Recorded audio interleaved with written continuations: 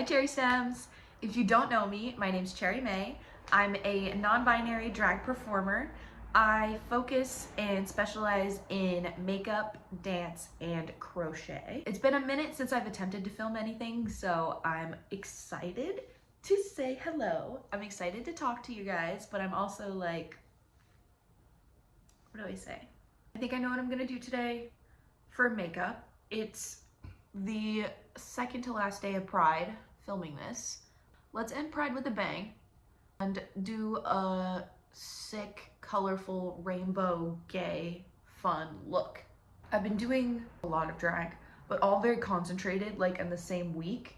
I keep having multiple like big drag events in like within days of each other, but I'm so grateful, and I just didn't want to dox myself fully, but I used to tutor high school kids at a school, so it's summer now and I'm not working with the kids, so I have a lot of time to do drag, and so it's been my main income all of June, and it's gonna be for the foreseeable future. So I am really pushing it. I'm really trying to get as much work as I can. To be honest with you, I'm loving it. Like, I'm having the best time. This is all I've ever wanted, and I really want to keep it up. On the eye, I'm gonna go super neutral, and I'm gonna try and just do like neutral brown and white. I just finally feel like my like love and passion for something matches the like my potential and my ability, because I've definitely dabbled and done and do many different types of art forms, and I've either really liked it and kind of hit a plateau or a wall and felt like I couldn't rise above a certain level. Just honestly, it was really frustrating, but like just based on my physical like build and my capacity, and we'll go through them now. Music wise, I have played trumpet I started when I was in 5th grade, and I'm 25. So I was in my elementary school band, I was in my middle school band, I was in my high school band, all throughout, and I did it in college. Marching band in college. I wasn't like part of the music program or anything, but I just did marching band because that was like the fun thing, and you didn't have to really audition or anything like that. The Oregon State, OSUMB, Spirit and Sound, that was literally absolutely my favorite part of college, no doubt. And I also met my partner there.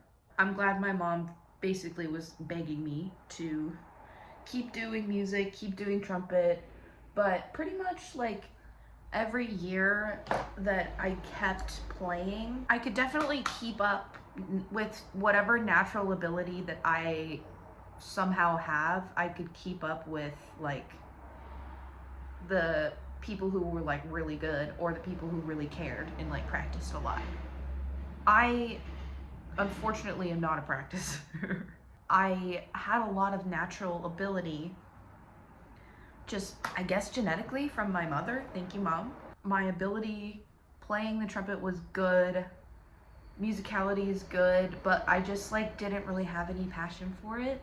Also, really hated playing in front of people. Like, I hated playing by myself in front of people. Practicing was like a no-go. Obviously you can hear a trumpet, you can't hide trumpet. I did it in drag like 2 or 3 times, and I will never do it again. Like, super fun little gimmick, but I hate playing in front of people, and I don't know why I even did that to myself. I just didn't have the passion for it, and that's fine. I also was a competitive dancer growing up. I feel like I talk about this constantly, but I started dancing at a ballet studio when I was literally 2. They let me in early because I was like begging, because my sister started, and anything she did I was doing. Thanks, Queen.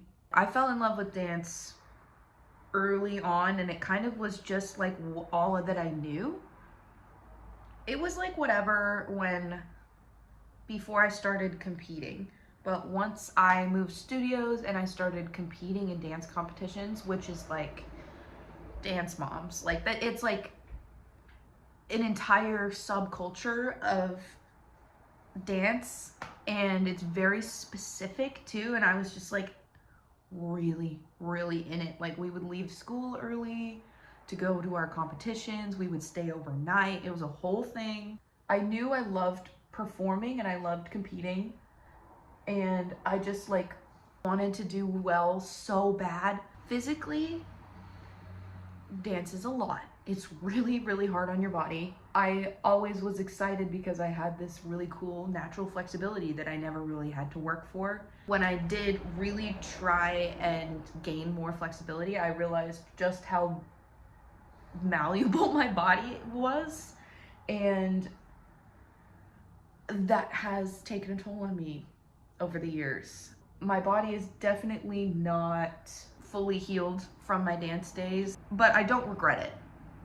I pushed my body to its limits, and it just always felt like I was a step behind. For some reason, I just wasn't reaching what I was striving for. It was really toxic with all of the body image issues, staring at yourself in a mirror for hours upon hours as a 13-year-old. Like, I always felt like comparing myself to everyone else, I was just never good enough. And obviously that was mostly mental. It just wasn't fun for me anymore because I couldn't get past all of the shit that it gave me. After I stopped doing formal dance classes, I missed it so much. I like really yearned for it. I really wanted to keep doing it. I was doing Zumba. I would do a drop-in class here and there. I tried to do a little dance club in college, and coronavirus ruined that, but it's, you know, it's all right. So I kind of was able to feel out my own style and how I actually wanted to dance, and removing the pressure of having perfect technique made my dancing so much more free and so much more enjoyable for me that I was like, I could have been doing this the whole time. That's kind of how I felt, especially when I started doing hip hop, because there's a different set of criteria to do well and to make it look good. That finally made me feel like I didn't have that disadvantage anymore. I had to focus real quick to do a cut crease. I actually have been wiping off like the excess concealer and stuff with a little wipe and then going in with my concealer, and it's been helping. I'm trying to find the balance between yapping and giving like genuine advice about makeup, because like I have it. Kind of finally felt a way for me to express my love for music and dance, truly, with drag. I also genuinely have been doing makeup, and I've loved makeup since I started doing my own makeup for my dance competition since I was like 11, I think. Same time as trumpet, so I guess I was like really blossoming. Oh.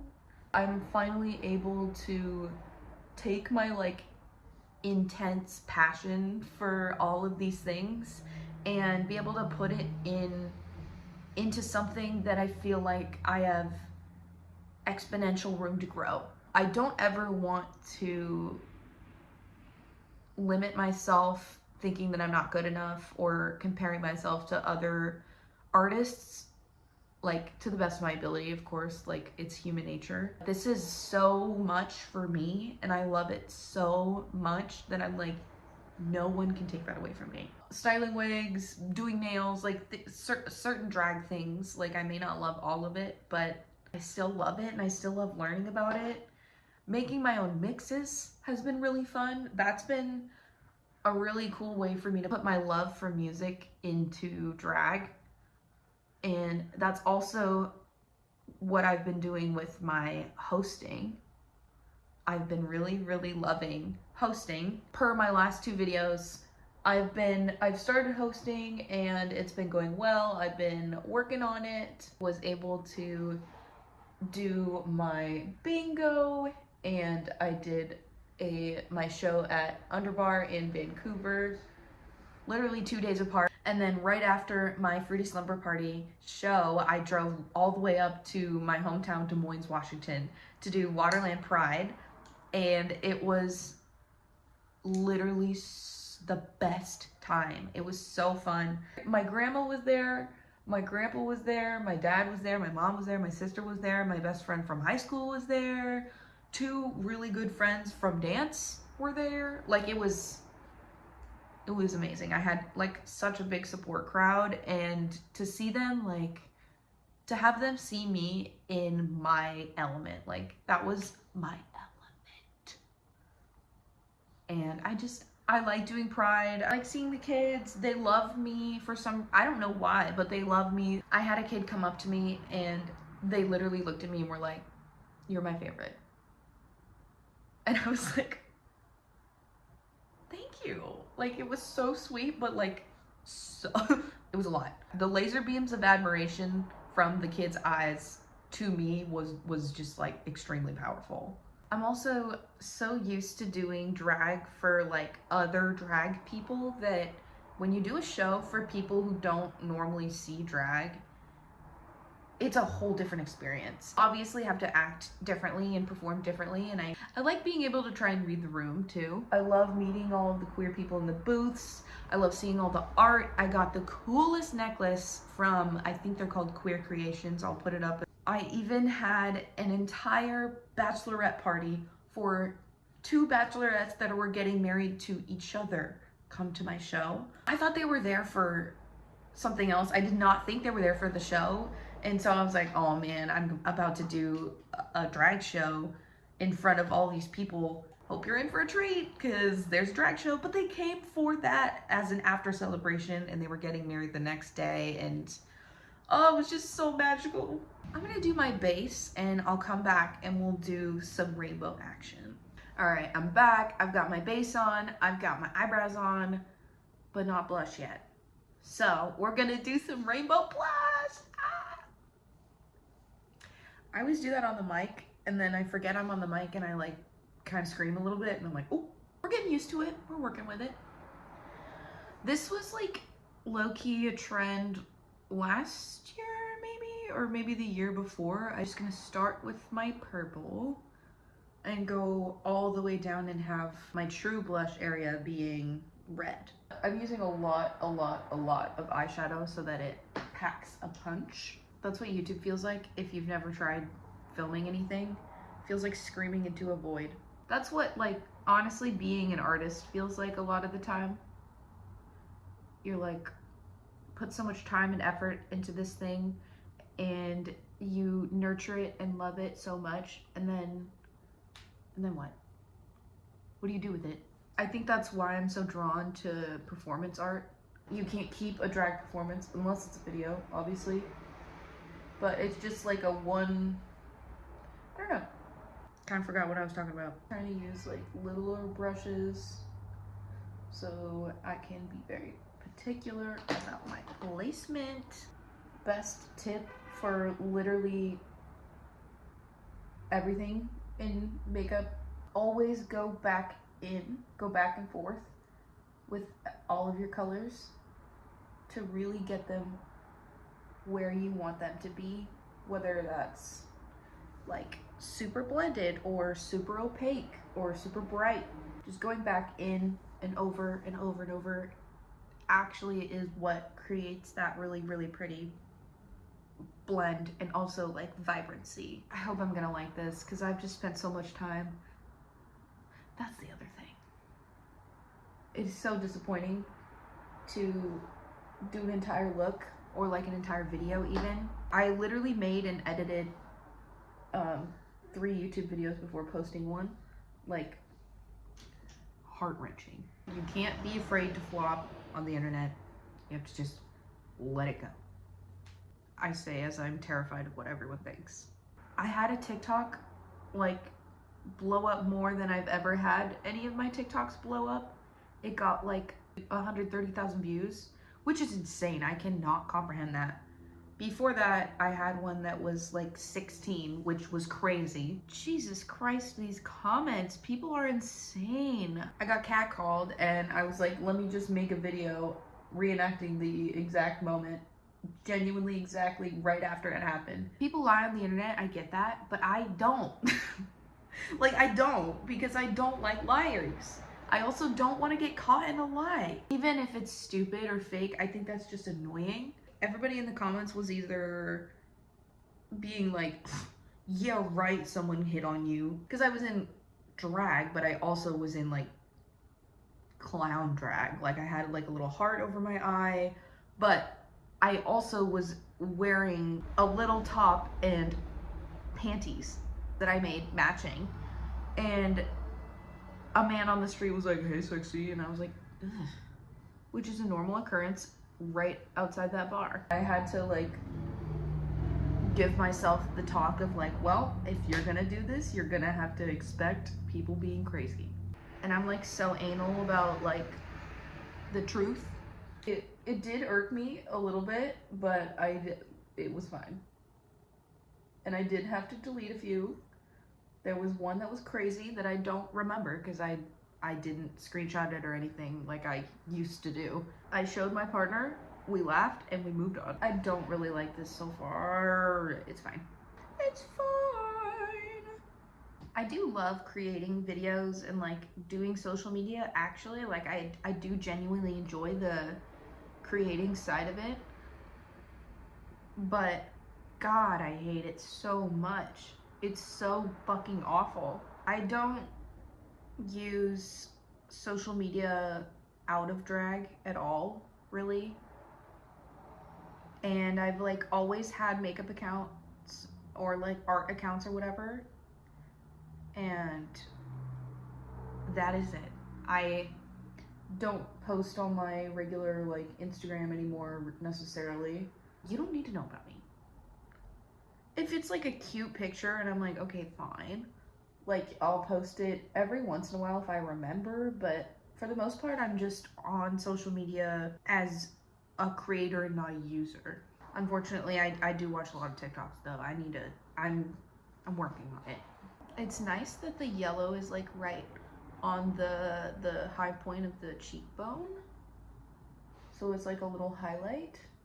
I'm trying to use more than just like one shade of each color so I can make it blend a little bit. Let's finally get into the warm colors. I'm really excited about this red, but I'm going full red. Like there's a really beautiful red in this palette and I'm just going for it. The goal is to end at a place that's not, this is my first Pride Parade. Not trying to read anyone because we've all been there. I have been there. This was what I looked like on my first Pride. Clearly I was really excited. Clearly I had just come out as bisexual. Didn't last long. My queer journey just moved so fast, all in basically a year, because I knew I just didn't want to come out. Pretty rough relationship as well, so I was like, well, what's the point of even coming out? But I just was like, I'm so tired of lying. It's so bad. I felt like I was lying coming back with my issue with lying.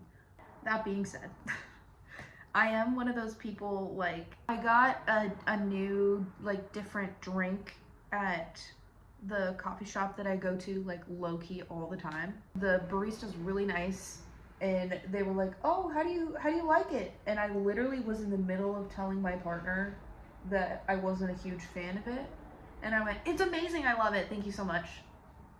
So it's not like I'm not like a liar, it's just that I don't lie about things that matter. Okay, I'm gonna try and blend this and make this a little bit more cohesive, and I'll be back with the finished look. All right, here's the finished look. I definitely did quite a bit of things while I was gone. I really like how this turned out. I like blended down into my blush, did a little bit of like dolly lashes underneath my eyes. I've got my little rainbow clip. I've got my rainbow ACAB earrings that I got from Pride last year, and the beautiful necklace I was talking about earlier that I got from Waterland Pride this year. I hope you enjoyed watching this video. I really enjoyed making it. If you enjoyed and you'd like to see more, please like the video and subscribe to my channel. If you'd like to see more of me in the meantime, you can follow me on Instagram and TikTok at Cherry May Drag. I post a lot on TikTok, mostly just my life as a drag persona for the most part, but YouTube's really where I actually talk. So for the most part, if you don't like listening to me, but you do like the way that I look, that's fine. You can just go to TikTok or Instagram where I don't speak. Anyway, thank you so much for joining me. I hope you had a great time. Have a great day and happy Pride.